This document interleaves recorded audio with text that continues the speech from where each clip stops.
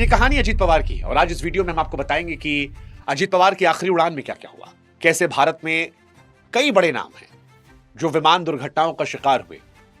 हम आपको बताएंगे कि अजीत पवार महाराष्ट्र की सियासत में क्या कद रखते थे, उनकी विरासत का आगे क्या होने वाला है, कौन है जो उनको आगे ले जाएगा, और बहुत सारे सवाल हैं जो इस वीडियो में आपको मिलेंगे। तो अगर आपके पास 10 मिनट है तो आप समय देकर सुन सकते हैं। सबसे पहले हुआ क्या था, देखिए 28 जनवरी 2026 की सुबह सब कुछ कार्यक्रम के हिसाब से चल रहा था। मुंबई से अजीत पवार का विमान जो है वो बारामती के लिए चलता है। अजीत पवार को लेकर बताया जाता है कि वक्त के पाबंद थे। सुबह लगभग 8 बजे उड़ान भरी। बारामती उनका घर था। वहां लोग सिर्फ नेता नहीं परिवार का हिस्सा मानते थे। उन्हें पहुंचने में बस कुछ ही मिनट बचे थे। रनवे तैयार था, मौसम ठीक था, कंट्रोल रूम में बातचीत भी सामान्य थी।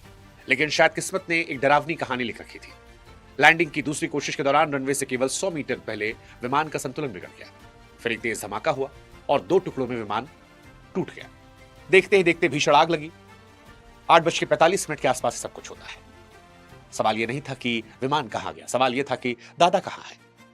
कुछ देर बाद जवाब आया, लेकिन वो किसी बयान में नहीं, धुएं और मलबे की तस्वीरों में।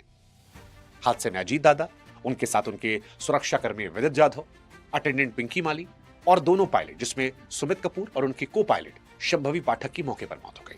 फिलहाल एयरक्राफ्ट एक्सीडेंट इन्वेस्टिगेशन ब्यूरो की टीम जो है जांच कर रही है, लेकिन महाराष्ट्र के लिए उस लगाम का टूट जाना था जिसकी आदत पूरे राज्य को लग गई थी। अजीत पवार की जिंदगी का स्ट्रगल बाकी राजनेताओं जैसा नहीं था। बाकी राजनेताओं को विरोधी पार्टियों से लड़ना होता है। अजीत पवार की सबसे बड़ी लड़ाई उनका सरनेम थी।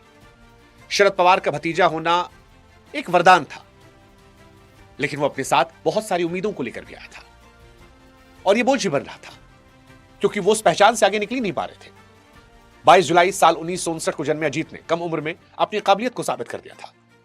साल 1991 में पहली बार लोकसभा सांसद के तौर पर शपथ ली।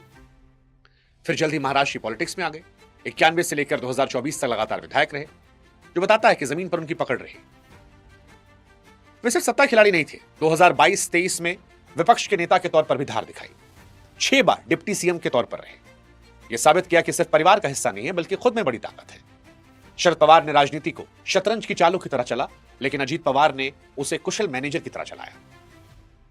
अजीत पवार और बीजेपी का रिश्ता भारतीय पॉलिटिक्स के सबसे रोचक कहानियों में से एक है। आपको याद होगा वो धुंधली सुबह जब पूरी दुनिया सो रही थी और राजभवन में अजीत पवार देवेंद्र फडणवीस के साथ उप मुख्यमंत्री पद की शपथ ले रहे थे। वो अर्ली मॉर्निंग शपथ आज भी लोगों के जहन में ताजा है। सत्ता साझेदारी के इस खेल में अजीत पवार ने एक अनोखा रिकॉर्ड बनाया। रिकॉर्ड कि मुख्यमंत्री चाहे जो हो, डिप्टी सीएम तो अजीत पवार रहेंगे। हालांकि सत्ता के साथ विचारधारा को भी रखा और हमेशा साफ लकीर खींच के रखी। वो इस सरकार का हिस्सा थे, लेकिन बीजेपी की विचारधारा का हिस्सा नहीं थे। सत्ता में रहते हुए भी आरएसएस से एक उचित दूरी बना रखी थी, जो दर्शा रही थी कि सार्वजनिक तौर पर कभी भी अपनी प्रेरणा को, अपनी आइडियोलॉजी को उन्होंने कॉम्प्रोमाइज नहीं किया।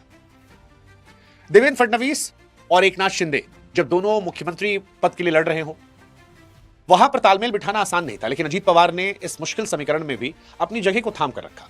जरूरत पड़ने पर कठोर होते, जरूरत पड़ने पर लचीले होते, कई बार दोनों को साथ लेकर आते। फडणवीस की चतुराई और शिंदे की लोकप्रियता के बीच अजीत पवार उस फेविकोल की तरह थे जिसने सरकार को जोड़कर रखा था, और उनकी ये राजनीतिक पकड़ उनके बयानों में भी झलकती है। वो बयान आज भी लोगों के जहन में है। जब उन्होंने कहा कि सीएम कौन बनेगा, तो कहा बाकियों का पता नहीं, लेकिन मैं तो डिप्टी सीएम रहूंगा, और फिर सब हंसने लगे। वो जो एक बहुत ही हाई इंटेंस माहौल था वो नॉर्मल हो गया। शपथ ली है ना, उनका समझ में आएगा, मैं तो लेने वाला हूं। ये उनका आत्मविश्वास था कि सत्ता का समीकरण चाहे जो हो, महाराष्ट्र को चलाने के लिए उनकी जरूरत हमेशा रहेगी।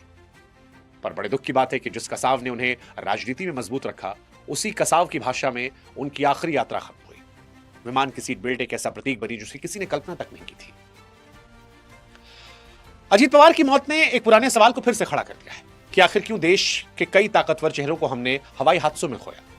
यह फहरिस्त बहुत लंबी, दर्दनाक है।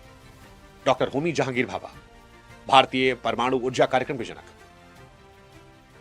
1966 में एक विमान दुर्घटना का शिकार हुए। हालांकि तब सीधे सीधे सीआईए पर आरोप लगे थे। संजय गांधी 1980 में युवा कांग्रेस के कद्दावर नेता, इंदिरा गांधी के बेटे, उस दौर के सबसे ताकतवर व्यक्ति, वो एक दुर्घटना का शिकार हुए।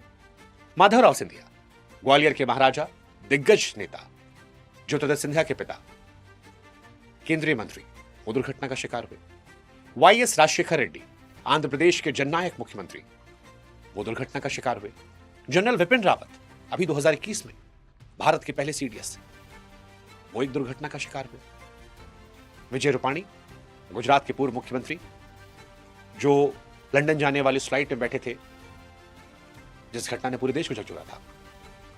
और अब अजीत पवार जिस विमान में थे, ये विमान 2023 में भी मुंबई में फिसल गया था। हालांकि तब सब बच गए थे, लेकिन 2026 की सुबह मौत ने कोई मौका नहीं दिया। और जब ऐसे हादसे होते हैं तो सिर्फ एक इंसान को देश नहीं खोता, बल्कि काम करने का एक बड़ा विजन भी खो देता है। हम ये नहीं कह रहे कि यह साजिश है, लेकिन यह अफसोसजनक है कि देश ने कई महत्वपूर्ण लोगों को विमान हादसे में खो दिया। अब बात बारामती कर लेते हैं। बारामती वो शहर है जिसके लिए अजीत पवार सिर्फ विधायक नेता नहीं थे, वो उनके परिवार के सदस्य जैसे थे। सड़क, स्कूल, नहरों में उनकी मेहनत दिखती है। और इसी लोग कह रहे हैं कि दादा ने सिर्फ विकास नहीं, अपनापन दिया था। वहां के लोग काफी भावुक हो गए। लेकिन अब सवाल है कि विरासत है क्या, एनसीपी है क्या? और ये दुखद भी है, क्योंकि पॉलिटिक्स यही है। अजीत पवार मर गए, लेकिन सियासत तो चलेगी, एनसीपी रहेगी। अब एनसीपी किसकी? क्या शरद पवार पूरा कंट्रोल कर लेंगे सुप्रिया सुले के साथ, या अजीत पवार के साथ जो लोग हैं वो इसे आगे बढ़ाएंगे? देखिए, अजीत पवार के अचानक जाने से महाराष्ट्र की राजनीति में जो शून्य पैदा हुआ वो गहरा हो गया है। सवाल यह है कि अब उनकी विशाल विरासत को आगे कौन बढ़ाएगा? क्या उनके बेटे जय पवार या पार्थ पवार राजनीति के इस कांटों भरी धुरी को थाम पाएंगे?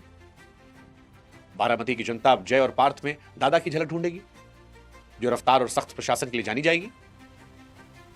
अजीत पवार जिस एनसीपी को लीड कर रहे थे, उसके भीतर अब नेतृत्व का संकट खड़ा हो गया।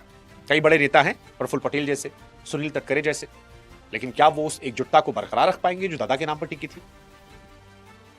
क्या यह महाराष्ट्र सरकार पर भी असर करेगी, फडणवीस शिंदे सरकार पर? अजीत पवार उस सरकार के प्रशासनिक इंजन थे।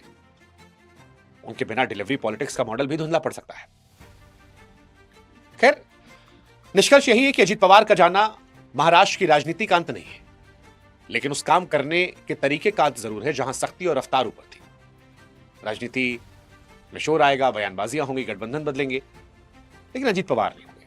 66 साल की उम्र में जब अपने अनुभव के सबसे ऊंचे मुकाम पर थे, तो वो इस दुनिया से चले गए। कुर्सी वही, मंत्रालय वही, लेकिन अब पहचान देने वाला व्यक्तित्व महाराष्ट्र के लिए नहीं है। महाराष्ट्र ने अपनी राजनीति की वो मजबूत धुरी खोई है जो सबको रास्ता भी दिखा रही थी, स्थिरता भी दे रही थी। और अब सभी महाराष्ट्रवासियों की तरफ से, देशवासियों की तरफ से हम यही कहेंगे कि अलविदा दादा, आपकी कुर्सी खाली हो गई, लेकिन महाराष्ट्र और देश की यादों में आप हमेशा बसे रहेंगे। ओम शांति।